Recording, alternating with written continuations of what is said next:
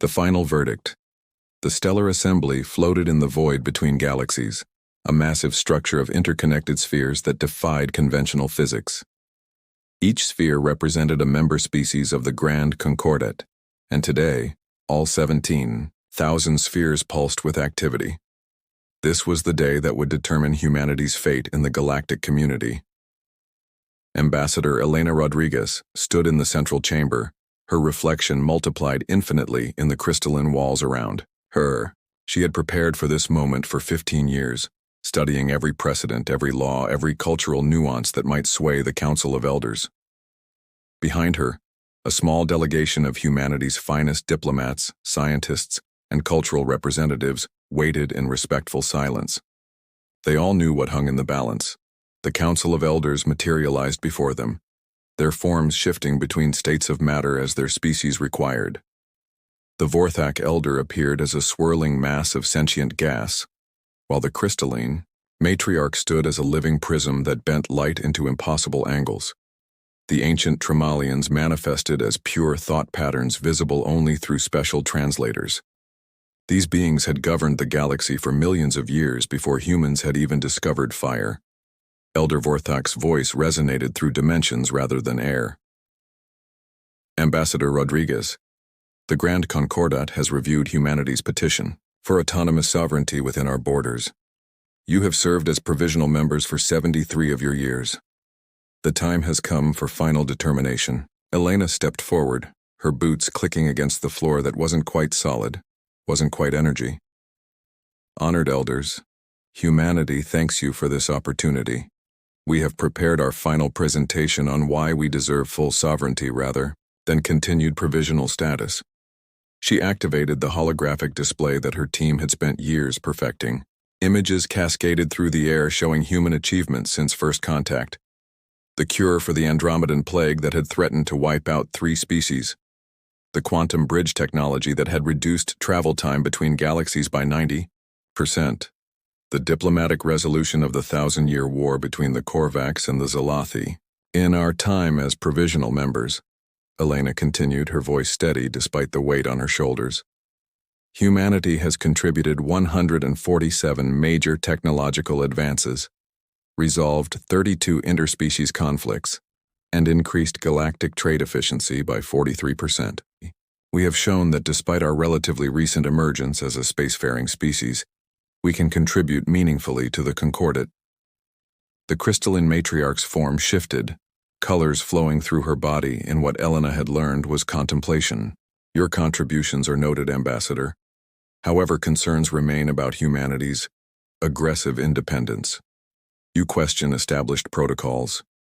You modify technologies without authorization. You form unauthorized alliances with younger species. Elena had expected this. The real issue had never been about contribution, but about control. Humans didn't simply accept the way things had always been done. They asked why. They experimented. They pushed boundaries. To species that had maintained the same systems for eons, this was deeply unsettling. We believe diversity of thought strengthens the Concordat, Elena replied. Our different perspective has solved problems that remained unsolved for millennia. Our unauthorized modifications, as you call them, have saved billions of lives. Our alliances with younger species have brought fresh energy and innovation to stagnant sectors. The Tremalian elders' thoughts appeared as glowing symbols in the air. Yet you refused to submit to neural conditioning that would align your thought patterns with Concordat standards. Every other member species has undergone this process. This was the crux of it. Neural conditioning would make humans think like the older species, removing the very qualities that made them unique. It would ensure compliance, but destroy creativity. Elena's jaw tightened imperceptibly. With respect, Elder, neural conditioning would eliminate the very traits that have made our contributions possible. You would gain our compliance but lose our innovation. We believe the Concordat is strong enough to include members who think differently. A long silence followed. The elders communicated among themselves in ways human senses couldn't perceive. Elena waited, feeling the weight of Earth's expectations, of the colonies scattered across 7 star systems, of the children who had been born among the stars and knew no other home. Finally, Elder Vorthak spoke again. The Council has reached its decision. Humanity will remain under provisional status indefinitely. You will submit to limited neural conditioning to ensure compliance with core concordant principles. Your expansion will be restricted to your current systems. Your research must be approved by Council oversight. Your diplomatic actions will require elder authorization. Elena felt something cold settle in her chest. It wasn't unexpected, but hope had lived in her heart despite all logic. And if we refuse these terms, then humanity will be designated as a rogue element. Your trade rights will be revoked. Your access to concordant technology will be terminated. Your systems will be quarantined. No member species will be permitted contact with Earth or its colonies. The ultimatum hung in the air like a guillotine blade. Elena looked back at her delegation. Dr. James Chen, who had spent his life developing medical treatments for alien physiologies, stood with tears in his eyes. Captain Sarah Mitchell, who had commanded joint species exploration missions to the galaxy's edge, gripped her hand so tightly her knuckles had gone white. They all understood what this meant. Elena turned back to the Council. How long do we have to consider your terms? 1 galactic rotation, approximately 50 of your days. We understand. Elena's voice was quiet but clear. We will relay the Council's decision to Earth. The meeting dissolved, the elders vanishing into their various states of existence. Elena and her delegation walked through the station's corridors in silence, passing members of other species who avoided eye contact. Everyone knew what had just happened. The humans had been put in their place. On the ship back to Earth, Elena drafted her report. She chose her words carefully, knowing they would be studied by historians for generations to come. The message was simple. The Council offers us survival as slaves or death as free beings. The choice is ours. Earth's response came within hours, faster than anyone had expected. President Maria Santos addressed not just humanity but the entire galaxy. Every translation system in concordant space carried her words. We thank the Council of Elders for their consideration. After careful deliberation, humanity has reached a unanimous decision. We choose neither of the options presented. Instead, we will exercise our sovereign right to withdraw from concordant space entirely. We will recall all humans from shared territories, cease all collaborative projects, and relocate beyond the concordant's borders. We wish the galaxy peace and prosperity.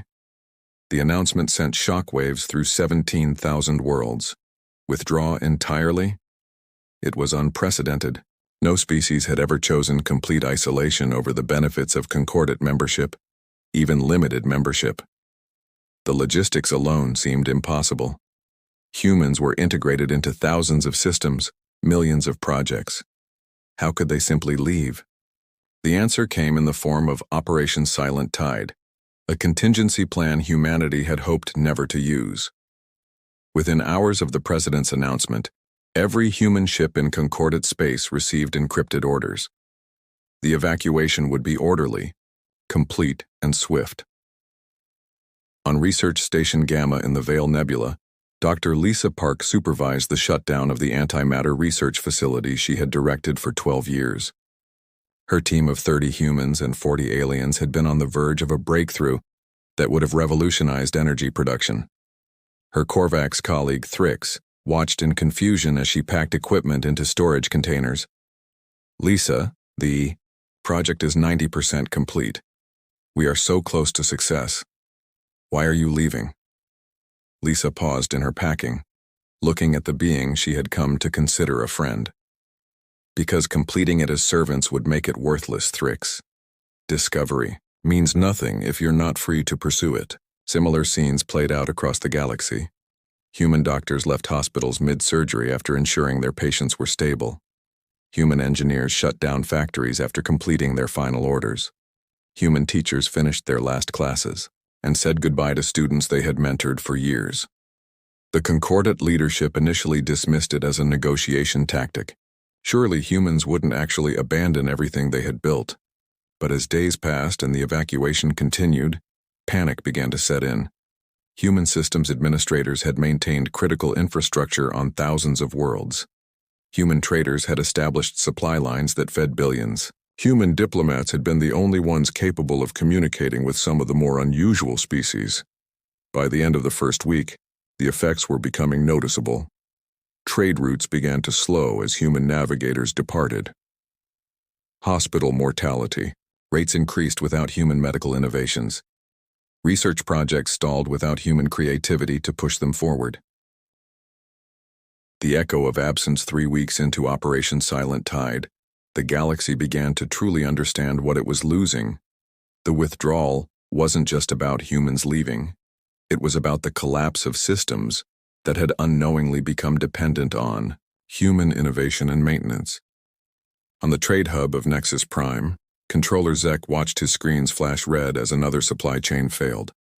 The Andromedan fruit that fed half the station would rot in warehouses because the human-designed preservation system had shut down when its creators departed. The quantum computers that managed traffic flow had started producing errors without their human programmers to maintain the adaptive algorithms. "Can't we just continue running their systems?" his assistant asked. Zek's forearms gestured helplessly. "We don't understand them. Humans didn't just use our technology. They improved. It modified it, created hybrid systems we can't replicate. They documented everything. But their documentation assumes a level of creative thinking we don't possess." The medical crisis came next. The Vorthak plague returned to 3 systems simultaneously. For 15 years, human immunologists had kept it contained with constantly evolving treatments. Without them, the plague adapted faster than Concordat scientists could respond. Billions fell ill before ancient quarantine protocols were desperately reinstated. Protocols humans had made obsolete with their more elegant solutions. Ambassador Elena Rodriguez stood in the command center of humanity's Ark, the massive generation ship that would lead the exodus to unexplored space. Around her, screens showed the evacuation progress. 30 billion humans from across the galaxy, all converging on departure points. It was the largest coordinated movement of sentient beings in galactic history. "Ambassador, we're receiving multiple priority communications from the Council," her aide reported. "They're requesting immediate dialogue." "Note them in the log," Elena replied calmly. "We'll respond after all humans are safely evacuated." The truth was more complex than she let on. Many humans didn't want to leave. They had built lives, formed friendships, fallen in love with beings from other species. But when the choice came, down to freedom or servitude, humanity's collective decision had been unanimous. Those who stayed would never be truly free, never be truly equal. Better to venture into the unknown than accept chains, no matter how gilded. The cultural impact of the withdrawal became apparent in unexpected ways. The great theaters of Centauri went dark. Humans had revitalized the ancient art forms with their unique perspective on narrative and emotion. The philosophical academies found themselves struggling with concepts that human thinkers had made seem simple. The sports leagues that had integrated human athletes saw viewership plummet as the dynamic playing styles humans brought disappeared. On day 35, Elder Vorthak did something unprecedented. He personally traveled to Earth to meet with President Santos. The journey itself was significant. Elders rarely left the Stellar Assembly, considering direct intervention beneath their status. The meeting took place in the empty United Nations building in New York, one of the few governmental structures still operational. Most of Earth's population had already departed or were in final preparation stages. The city outside was ghostly quiet, its towering buildings standing as monuments to what was being left behind. "President Santos," the elder began, his gaseous form condensing to show respect. "The Council acknowledges that perhaps we were hasty in our judgment. We are prepared to revisit the terms." Maria Santos, a woman who had aged 10 years in the Kier, past month coordinating the largest evacuation in human history, met the elder's shifting form with steady eyes. "Elder Vorthak, I appreciate your journey here. But you must understand this isn't about negotiation anymore. This is about fundamental incompatibility. You see diversity as a threat to be controlled. We see it as strength to be celebrated. But surely accommodation can be reached. The galaxy needs humanity." "No, Elder. The galaxy needed what humanity could provide, but it didn't need humans. There's a difference. You wanted our innovation, but not our independence. Our solutions, but not our questions. Our labor, but not our leadership. We've made our choice. The Elder's form swirled in what might have been agitation. You would condemn your species to isolation, to starting over with nothing, rather than accept a place in the greatest civilization the galaxy has ever known? Maria stood, walking to the window that overlooked the empty city. Elder, let me tell you something about humans that your council never understood. We don't fear starting over. Our entire history is built on it. We've rebuilt from wars, disasters, plagues, and our own mistakes countless times. Starting over isn't a punishment for us. It's an opportunity. And what of the friendships formed? The alliances built? The beings who will suffer without human aid? For the first time, Maria's composure cracked slightly. That is our deepest regret. We've left detailed documentation of all our technologies, all our processes. We've completed every critical project to a stopping point. We've trained replacements where possible. But yes, beings will suffer because of this choice.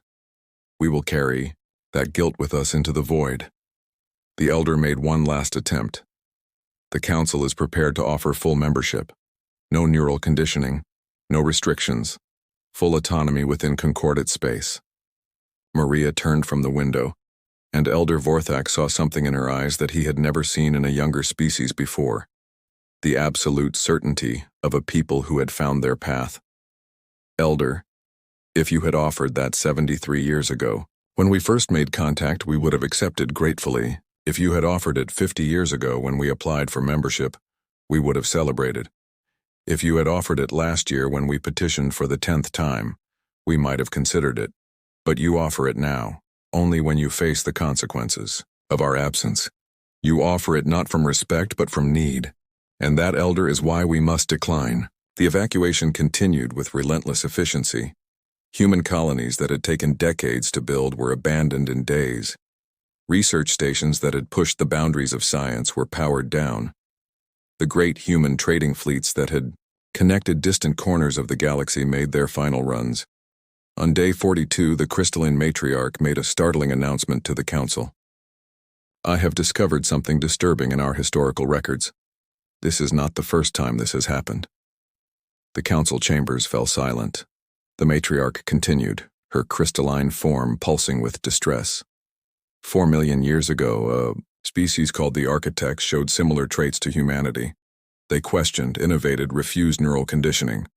We gave them the same ultimatum. They chose to leave. The technologies they left behind became the foundation of our modern civilization. But we lost their continued innovation. Our growth stagnated for 1 million years afterward. The implications were staggering. The Concordate's greatest achievements had been built on the foundation left by another species they had driven away. And now they were doing it again. Desperate measures were proposed. Military interdiction to prevent the human exodus. Economic incentives to encourage humans to stay. Even individual appeals to human colonies, offering them independent deals outside the Council's authority. All were rejected or simply ignored. Humanity had made its decision as one. On day 49, the last human ambassadors delivered identical messages to every concordate world. The message was brief but would echo through history. We, the people of Earth and her colonies, thank the Concordate for the opportunity to learn and grow among you. We leave you with our knowledge, our technologies, and our sincere hope for your continued prosperity. We bear you no ill will and hope that in time you will understand our choice. Perhaps in the distant future, when we meet again among the stars, it will be as equals. Until then, we bid you farewell. The final day came with a galaxy watching in stunned silence. The human fleets, over 1 million ships carrying 30 billion souls, gathered at designated departure points. They had converted their entire civilization into a mobile exodus, taking everything that mattered: their culture, their knowledge, their children, and most importantly, their freedom. Elena Rodriguez stood on the bridge of humanity's arc, looking back at the stellar assembly one last time. Around her, The combined human fleet prepared for the jump to unexplored space, to coordinates no other species knew, to a future uncertain but unchained. "Ambassador," Captain Mitchell said softly, "we're receiving a transmission from the Council. They're begging us to reconsider." Elena closed her eyes for a moment, feeling the weight of history on her shoulders. "Are all humans accounted for?" "Every last one, Ambassador. Even those who wanted to stay chose to leave in the end." "Then transmit our final message." The last communication from humanity to the Concordat was not words but music. Across every frequency, every translator, every communication device in the galaxy, Beethoven's Ninth Symphony played. The Ode to Joy, a celebration of human brotherhood and freedom, filled the void between stars. It was humanity's goodbye, their promise, and their declaration all at once. As the music reached its crescendo, the human fleet engaged their jump drive simultaneously. 30 billion humans vanished from Concordat space in a flash of light that was visible from every inhabited world. The silence that followed was absolute. In the years that followed, the Concordat struggled to fill the void humanity left behind. Trade routes collapsed and had to be rebuilt with less efficient systems. Medical advances stagnated without human researchers pushing boundaries. Conflicts that human diplomats had kept in check erupted into wars. The younger species that humans had mentored felt abandoned and betrayed by the Council's decision. The elders implemented emergency measures trying to reverse engineer human innovations, but they discovered that human creativity couldn't be replicated through analysis. It had to be lived, experienced, born from the chaos of free thought that the Council had tried so hard to suppress. Some species sent exploration ships to find humanity, but the universe was vast, and humans had been thorough in covering their tracks. They had disabled tracking beacons, wiped navigation records, and disappeared into the cosmic dark between galaxies where even the Concordat feared to venture. 20 years after the Exodus, a probe of unknown origin appeared at the stellar assembly. It carried a simple message and a gift. The message read, "We hope you have learned what we had to teach. The cost of control is stagnation. The price of fear is isolation. The value of freedom is infinite." The gift was a complete database of human genetic medical research, centuries ahead of what they had shared before leaving. It could cure diseases that plagued a dozen species. There was no request for payment, no demand for reconciliation, just a gift freely given from a free people. The Council of Elders studied the message for months, debating its meaning, its implications. Some saw it as an offer of eventual reconciliation. Others saw it as a reminder of what they had lost. But all understood the unspoken truth. Humanity had not just survived in isolation, they had thrived. In the deep void between galaxies, humanity built their new civilization on foundations of freedom and innovation. They discovered technologies the Concordat couldn't imagine, formed philosophies that transcended the ancient ways, and prepared for the day when they would return to the galaxy not as supplicants, but as equals. Children born on the generation ships learned the story of the Exodus, of the choice their parents and grandparents had made. They learned that freedom was not granted by those in power, but taken by those with the courage to claim it. They learned that starting over was not defeat but opportunity.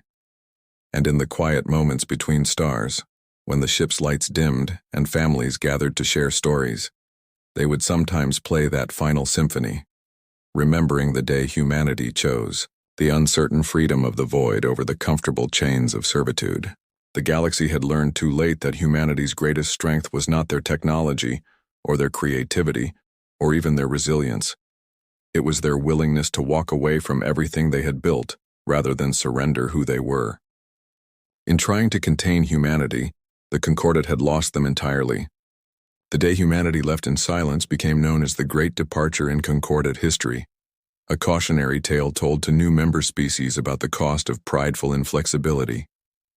But for humanity, scattered among unknown stars and building new worlds with their own hands, it was remembered as the day they chose to be free. And in that freedom they found their destiny.